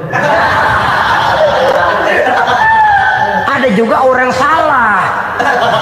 Orang soleh itu kadang-kadang dia nggak tahu kuburan siapa, nongkrong aja di situ.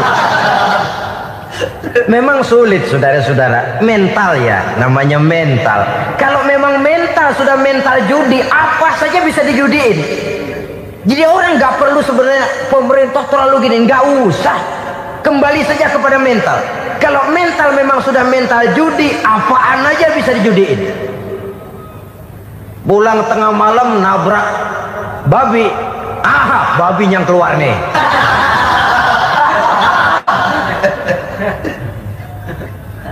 Mobil lewat nomornya bisa dijudiin. Bajai lewat bajai bisa dijudiin. Mental. Kalau memang mental sudah mental judi, apapun saja bisa dijudikan. Saudara hadirin yang saya muliakan, lalu bagaimana dengan dukun? Ya, saudara hadirin, pergi ke dukun hakikatnya sama dengan pergi ke dokter. Orang berusaha melaksanakan yang namanya syariat, hakikatnya kembalikan kepada Allah. Syariatnya kita laksanakan. Tetapi, nah ini tetapi, yang pertama saudara harus tahu betul dukunnya itu bayang apa enggak, agamanya kuat apa enggak. Sebab ya tentu tidak ada dukun yang jelek, karena pada umumnya penyakit dukun itu kan nyohor, iklan lewat koleha-kolehanya. Kita bisul kecil datang, kita dukun, ini si kecil kemarin bisul kayak kelapa 5 menit baik. 5 menit padahal kemarin kagak ada yang datang. Diolah sedemikian rupa supaya orang mantap. Jadi jangan asal sembarangan. Kadang-kadang lihat potongan dukunnya aja kita ngeri. Mukanya sudah kremot, nggak pernah tersentuh air wudhu. Jangankan air wudhu, mandi aja jarang.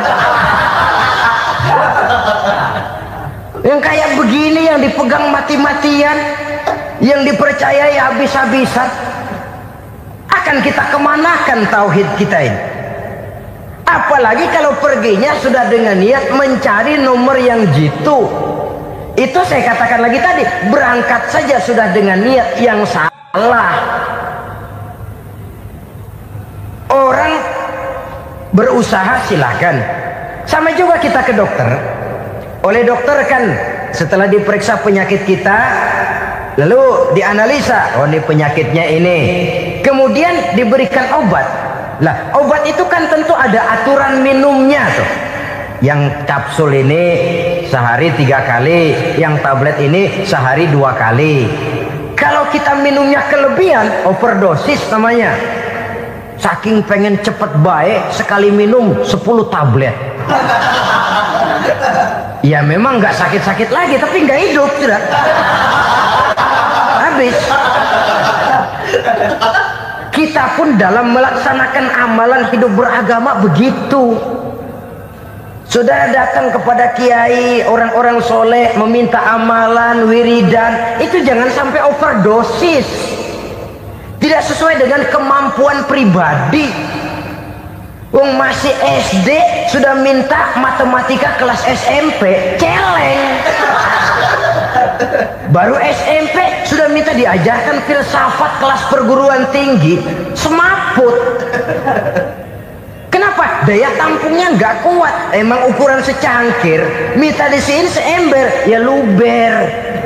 Lebihnya nggak cukup. Kenapa? Yang diberikan, yang diamalkan tidak sesuai dengan makomnya, tidak sesuai dengan kemampuan yang ada pada dirinya.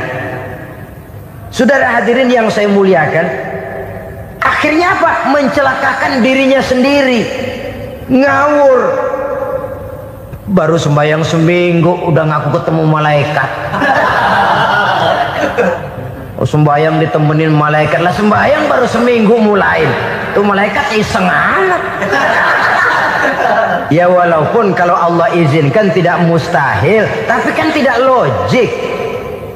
Orang yang melaksanakan ibadah puluhan tahun memerlukan riyadhah dan latihan, khusyuk dan tawadhu, penuh tazallul, merendahkan diri di hadapan Allah. Belum tentu mendapat karunia yang semacam itu. Saudara hadirin yang saya muliakan, jadi dengan kata lain, yang pertama, lihatlah dulu kualitas dukun yang akan saudara datangi itu. Ini kualitas black apa kualitas white? Aspal apa cat putih? Sehingga jangan sampai kita salah pilih. Sebab biasanya orang kalau sudah hanyut di kali, rumput pun dia pegangin. Dia tahu kalau rumput tidak akan bisa menahan bobot badannya, tapi karena posisinya posisi terjepit, rumput pun dia pegang. Ini satu gambaran psikologis betapa orang dalam keadaan panik, kepepet, kejepit, yang tidak mestinya dipegang pun akan dipegangnya juga. Walaupun dia tahu itu tidak akan bisa menahan bobot badannya, namun dipegangnya juga. Oleh karenanya, yang pertama, lihat dulu kualitas dukunnya. Yang kedua, saudara-saudara, jangan berkeyakinan bahwa dukun itulah yang memberikan permintaan saudara. Si dukun hanya bisa dengan izin Allah. Nah ini kuncinya. Kalau izin Allahnya dihilangkan, dan ini yang jarang. Biasanya kalau kita diajak ke dukun, di sono aja no paten banget, abah ano, abah ini, abah ano, abah-abah. Lah, lalu pikiran kita kan terfokus. Dikala itulah kita mulai menyampingkan Allah. Di situ yang dikhawatirkan nilai tauhid kita jadi tergoyah karenanya. Bahwa orang yang kita datangi, yang kita kenal kesolehan dan ketakwaannya, hanya bisa memberikan pertolongan dengan izin Allah. Dengan izin Allah dia doakan kita dan doanya kabul. Dengan izin Allah dia penuhi hajat kita dan hajat kita jadi terlaksana, jadi kenyataan dengan izin Allah. Sebab Allah itu memberikan keistimewaan. Ada waktu istimewa, ada tempat istimewa, ada jam istimewa. Kenapa sih sedekah hari Jumat dengan sedekah hari Kamis pahalanya kok lebih besar hari Jumat? Karena itu waktu istimewa. Kenapa untuk sembahyang sunnah dianjurkan sepertiga malam yang terakhir? Karena itu waktu istimewa. Kenapa doa di Multazam, di dekat Hajar Aswad, di Hijr Ismail, di Raudhah dikabulkan Allah? Karena itu tempat istimewa. Memang kadang-kadang ada orang berkata, kalau mau berdoa kenapa mesti di kuburan wali? Di rumah juga berdoa, Tuhan dengar. Betul, Tuhan dengar, bahkan tidak berdoa pun Allah tahu isi hati kita. Tapi soal dikabulkan atau tidak, itu hak Allah. Dan Allah memberikan fasilitas kepada tempat-tempat tertentu dan istimewa. Dan itu diajarkan oleh Nabi. Di Raudhah perbanyak doa. Kenapa? Itu tempat yang mustajabah. Artinya Allah memberikan keistimewaan kepada tempat-tempat tertentu. Dalam konteksnya dengan ini, makom para aulia, para wali, para ulama soleh, tidak ada salahnya kita berdoa di sana, bertawassul. Bukan meminta kepada si kiai, bukan meminta kepada si ulama, bukan meminta kepada si wali, meminta kepada Allah melalui tempat yang orangnya kita yakin dekat dengan Allah. Walaupun Allah tidak memerlukan perantara, itu jelas. Allah tidak memerlukan calo, memang. Tapi Allah menyediakan waktu dan tempat-tempat istimewa. Itu harus kita manfaatkan untuk mendekatkan diri dan berdoa kepadanya.